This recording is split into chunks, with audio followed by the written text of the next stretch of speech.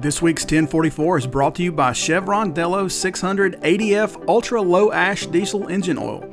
It's time to kick some ash. If it's connected to the internet, odds are there's a hacker out there trying to get into it right now, and that includes your trucks and your back office systems.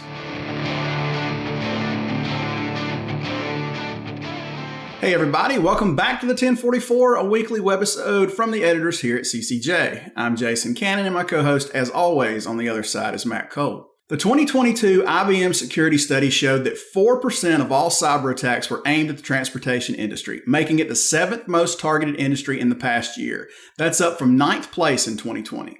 Bad actors inside the business were the culprit in 29% of all transport cyber attacks.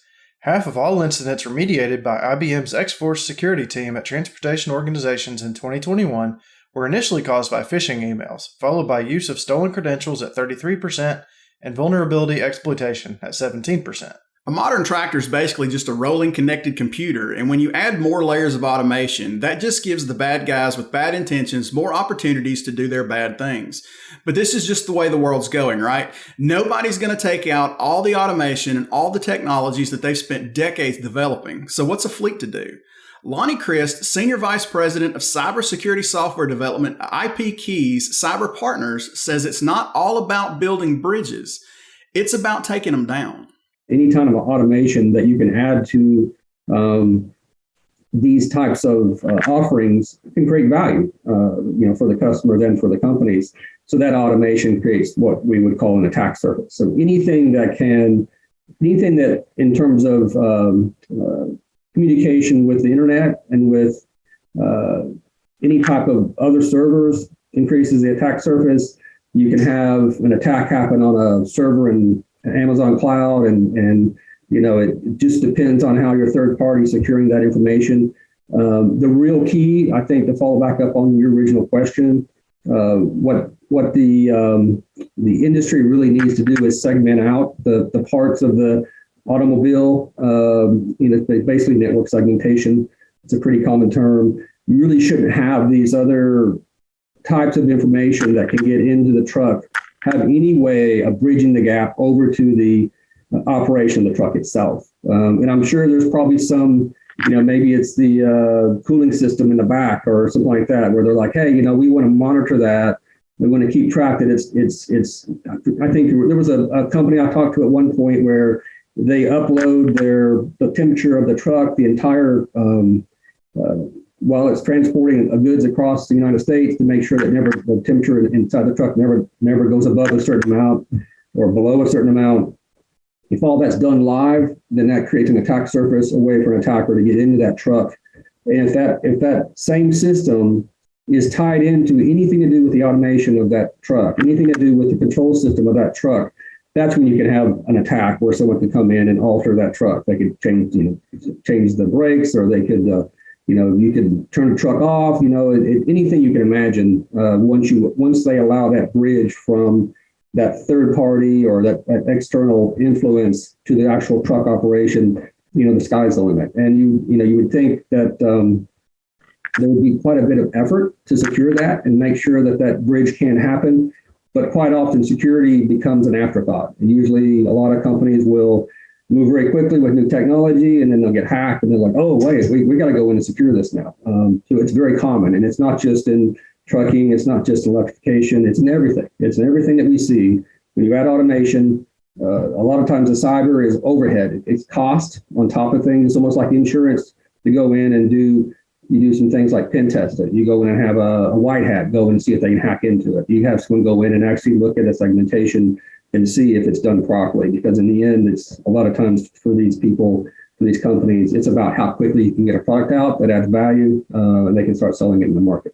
For a hacker to affect an operation, they have to get into the communication flow, either from computer to computer or truck to back office. It really doesn't matter where they get in, they just have to be somewhere between where the data comes in and where it's going. I was reading up on some of the hacks that I've seen or that have been written up online about how you actually get in the middle of that communications. And if they're not doing a good job verifying that if they're not doing a good job verifying that who they're talking to on the other end, there's nobody in the middle, if they're not encrypting that communications, then you could end up with someone, maybe they go out and stand up their own, Wi-Fi hotspot, or in this case, I think it's actually like a cell tower type of mini hotspot. And they try to get in the middle of that communications. And if they don't do a proper job of securing that, so that even if they do get in the middle, they can't do anything with the information, then you can get in the middle of that without actually having to hack the backend servers or the OEM servers.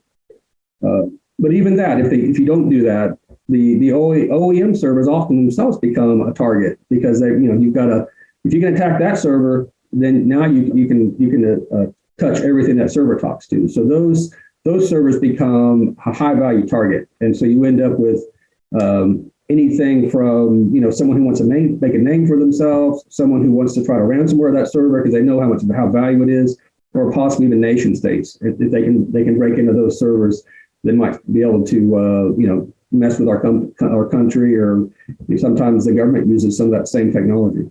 Things don't get any easier in the transition to all electric. In fact, Lonnie says he thinks the vulnerability to cyber attacks will actually go up, because a lot of the data flow that comes in and out of the charging stations themselves doesn't happen at the fuel island.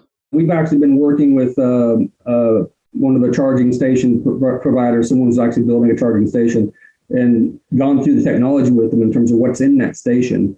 And part of what they have to do there is that, with the gas station, they go and they drop off the fuel, right? And so really the fuel's just sitting in there. And really the only thing is your credit card, which, there's a lot of security around using credit cards on just about any device. But these charging stations are a little bit more sophisticated, because they have to make sure that, they have to preload. So they have to pull down electricity to make sure they're prepared for someone driving up and needing to charge their car. But on top of that, they also communicate with the major servers, the major services out there, and say, "Hey, I've got charge, so you can stop here," or "I don't have charge, so don't stop here." So there's a lot more communication going on between these charging stations than there is in a normal gas station. Since we're right here at the beginning of football season, it feels appropriate to use this analogy. The best offense is a good defense. And Lonnie suggests fleets get aggressive in their defense to shore up their cybersecurity. Lonnie shares tips on how after a word from 1044 sponsor, Chevron Lubricants. Protecting your diesel engine and its aftertreatment system has traditionally been a double-edged sword. The same engine oil that is so essential to protecting your engine's internal parts is also responsible for 90% of the ash that is clogging up your DPF and upping your fuel and maintenance costs.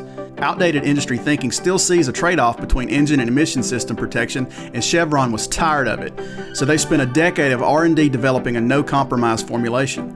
Chevron Lubricants developed a new ultra-low ash diesel engine oil that is specifically designed to combat DPF ash clogging. Delo 600 ADF with OmniMax technology cuts sulfate ash by a whopping 60%, which reduces the rate of DPF clogging and extends DPF service life by 2.5 times. And just think what you can do with all the MPGs you're going to add from cutting your number of regens. But Delo 600 ADF isn't just about aftertreatment. It provides complete protection, extending drain intervals by preventing oil breakdown. Before, you had to choose between protecting your engine or your aftertreatment system, and now you don't. 600 ADF from Delo with OmniMax technology, it's time to kick some ash. Generally needs to be done if they have their own, especially if they have their own technology, is they need to have some type of audit done on it. Usually a cyber audit, it can be a pen test.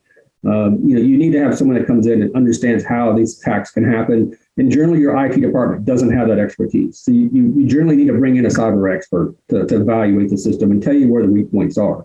You can read books and all that's going to help, but over time those things become dated, and you need something more up to date, someone that stays up to date with technology. That's the first part of it. The second part of it is, if they're working with third parties, they need to be asking them questions about their cyber security. Are they getting regular audits on their technology? Are they having cybersecurity people come in and try to pen test their technology? Most of the time, that's where they're most vulnerable. It's the third party, because everyone assumes that the third party is going to secure themselves.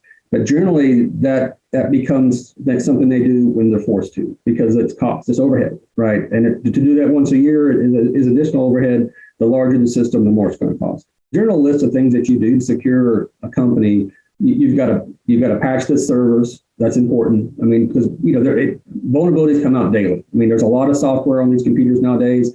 Your cell phone's got software on it.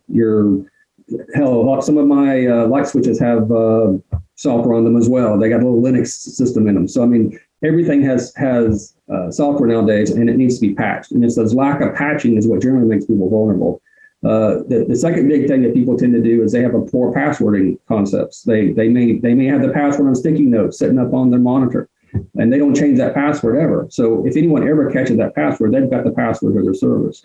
So a lot of that is having good password hygiene, and there's some pretty good documentation on how you should do that. Two-factor authentication for all things. That way, if your password does leak out, they can't do anything with it unless they have access to your email or your cell phone as well. So some of that's just locking down the system. We call it locking the doors, right?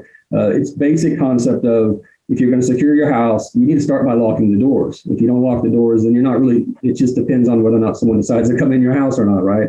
And then the second thing that we highly recommend, after you've locked the doors and you've done your patching, is you should have some type of monitoring, at least at some level. If you don't have anything, then you're more vulnerable to someone getting on the network and taking their time. They may be on a network for months, they may be on a network for years until they can finally find a way to hack into your system.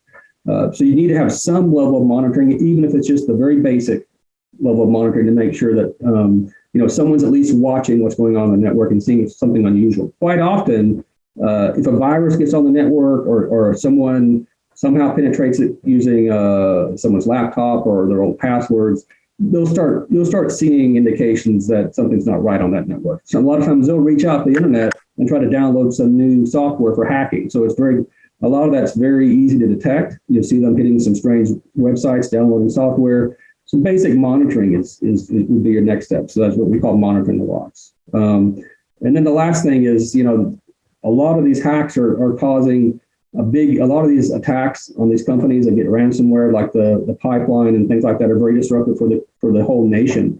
And so there's going to be compliance regulations around these things. So it's good, these steps that we're talking about are the steps that companies can use to move towards more of a compliance-based format. So eventually, when compliance requirements are done, the basic, credit card companies have requirements now for if you're going to be using credit cards. If you're going to long term, you're going to have some level of compliance for a lot of these systems because of the impact it has on society in general. When deploying a good cybersecurity defense, as Lonnie just alluded to, a lot of fleets often look at cybersecurity as an added expense. But considering that one ransomware attack is likely to cost the carrier millions of dollars and added costs and lost revenues and reputational damage, it's not so much an expense as it is an investment. What's the liability if they get hacked? What is it going to cost them? If they get ransomware, if their main server goes down and they get ransomware, what is that going to cost them? And that's when they have to decide when it's worth getting a full-time either cyber expert on staff or contracting with somebody to come in and keep an eye on things and monitor what they do. That's something we actually do. We actually monitor companies to help them.